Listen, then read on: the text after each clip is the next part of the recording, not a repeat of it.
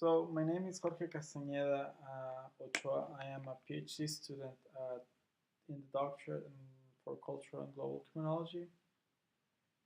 This is part of my PhD dissertation, this presentation.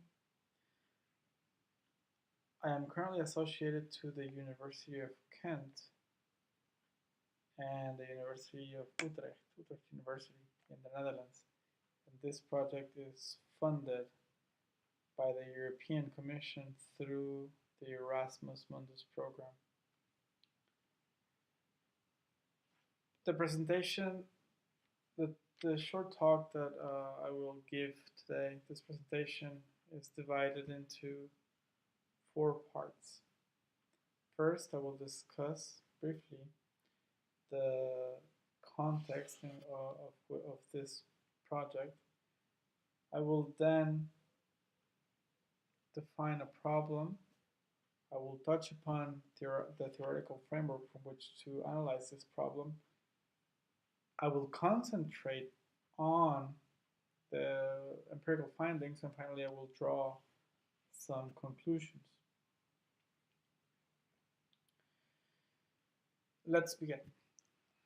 So for the past decade, Mexico has experienced a period of violence that does not have any precedence in the immediate past, at least since the aftermath of the revolution in 1910, from 1910 to 1940.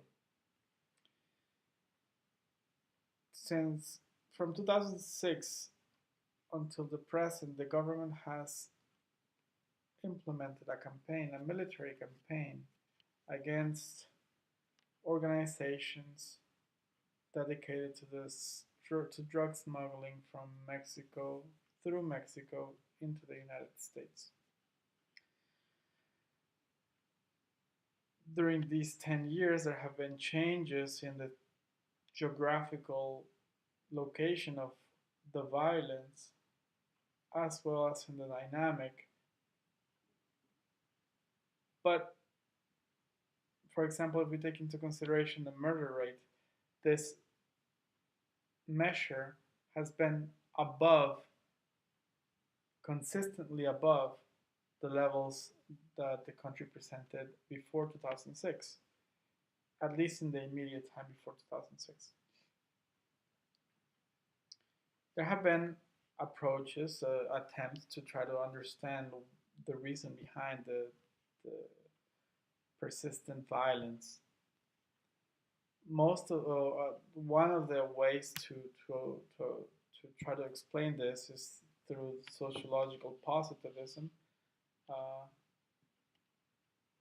The explanation basically goes, or the idea is that the violence is a direct result of structural strain in the population, basically lack of employment and poverty. Now, there's a shortcoming with this perspective, and basically it's reduced to the fact that there has been a territorial shift in the violence, and there's no evidence that would show or demonstrate or allow to state or support the idea that there has been any structural change in the areas where the violence was high and then it moved away, that showed higher levels of violence in the past and then entered a period of relative passivity, peacefulness, or lack of conflict. Recently, though, there's an interesting connection that has appeared in the literature, and some authors in Mexico, in a journal article in Spanish, suggest that there's a connection between gender and violence. This is a connection I am interested in exploring. Now, looking at the article, what we see is that basically they are reproducing this positivistic perspective, and they're basically placing gender at the end of the causal chain. So what we have is we have lack of employment, poverty, violence as a consequence, and then this violence affecting the masculine stereotypes which certain groups of young men adhere to, particularly the men that are involved in the task of surveilling the activities of the authorities or the contrary groups to which the one that they work for, that the one that employs them. This is a problem because it ignores the or it does not address the theoretical argument that we see in the theory of hegemonic masculinity, where there's a connection that is established between the use of violence and the domination of men over women or men over other men in terms of hierarchies. So this is still this still requires the need for exploration. So that's what this project is about. The point here is to try to explore the relationship between violence and gender, particularly in terms of the interaction between among men. And the reason for this is because the theory of hegemonic masculinity posits that or argues that these are configurations of practices that are constructed or produced through interaction. It's a relational theory, as Messerschmitt has underlined in recent publications. And now this is different from other theories, for example, the theory that's more similar to sexual theory, which posits or which argues for, or where authors argue that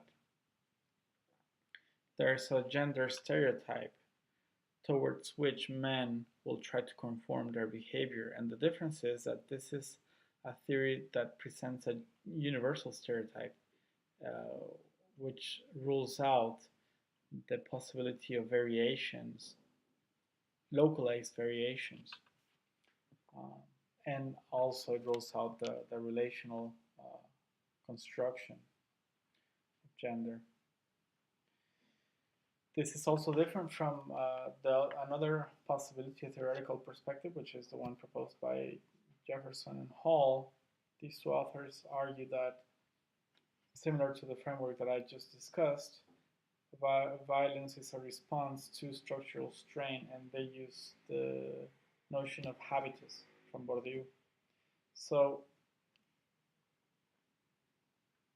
that's what I'm interested in exploring, and the purpose of my fieldwork is to try to find or try to determine how men or through their interactions deal with or manage violence and fear. Now, where can we study this? And what I found is that there are spaces, locations that allow for the study of gender that have had a long history of being used in the study of gender, but basically focusing on women and how they produce gender. These are lap dancing clubs. For decades, they have been studied from many different perspectives, but the interest has been centrally on the dancers. These are spaces where there is, in the case of Mexico at least, There's the sale of alcohol, the consumption of alcohol. So there are spaces where there's a way, the possibility to study rule enforcement and authority. Additionally, these are spaces that are highly sexualized, and this is something that has been connected to hegemonic masculinity. And they're also homosocial spaces, in the sense there are spaces where there's interaction among men.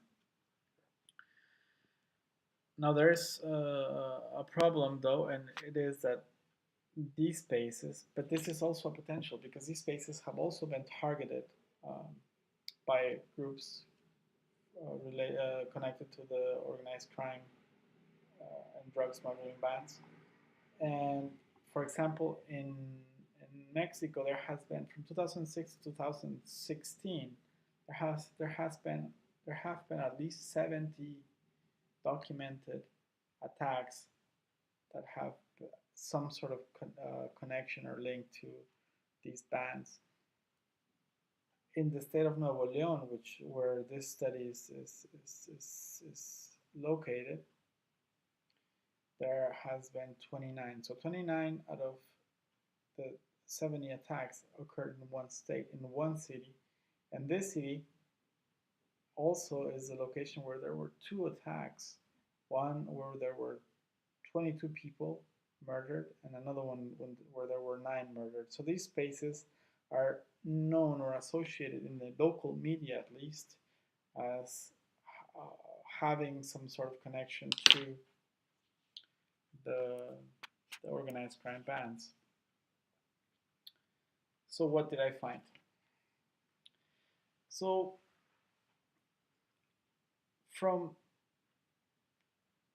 in 2016, I was employed as a waiter for 3 months doing participant observation as part of the fieldwork for my dissertation. During this period, I took notes, and after a day's work, I recorded my notes and I expanded on them. I did covert research due to security concerns.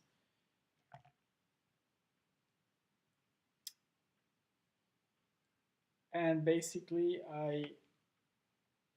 this is one part of the data collection process, because additionally, I proceeded to interview people from the bar and people who work in other bars with informed consent. So what did I find during this time? There are 3 components that are responsible for the production of the space and the social interactions of the location. These are the dancers, the women dancers, the men, the waiters, and the customers. So dancers, waiters, and customers. As a customer walks in the door, he is greeted by the waiter, who receives a series of desires and needs that the customer wants to satisfy. There can be 2 types of customers: customers who want to satisfy those desires and needs without any concern on how much money they spend, and there are those customers that would like to satisfy those needs with while spending the least amount of money. So in this situation, basically what we have is that there's a relation of power between dominating man, the customer, who gives his desires and needs to the waiter, who takes a subordinate role. Then we have a relationship, again, a power differential between the dancer and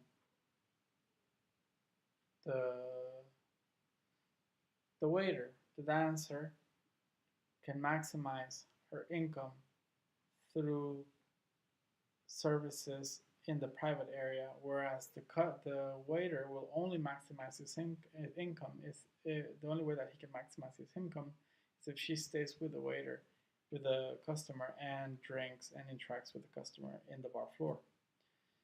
As a result, on a first moment of interaction, what we have is that there are two figures. Two of those components hold a superior position with relation to the waiter.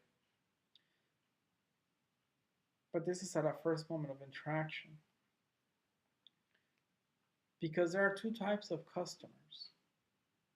There's a customer that will try to maximize his consumption and maximize the amount of money that he spends, including in tips.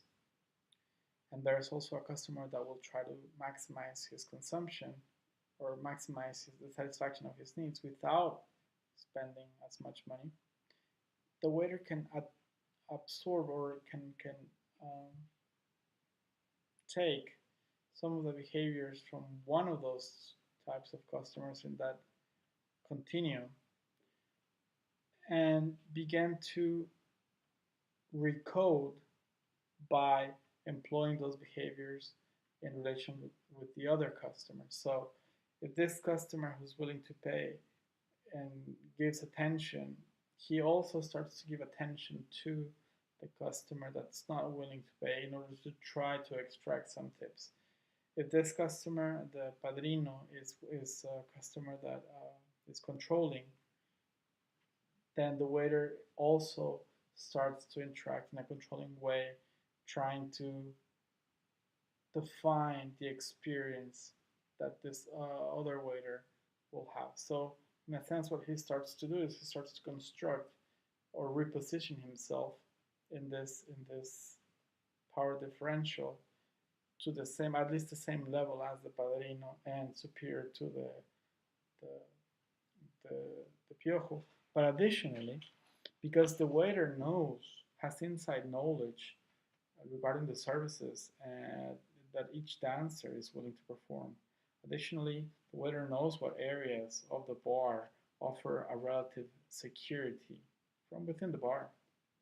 Sense of security, for example, away from the door or close to the door, or away from the areas with high traffic as opposed to areas close to the area where there's more people moving, perhaps walking behind the back of the customer.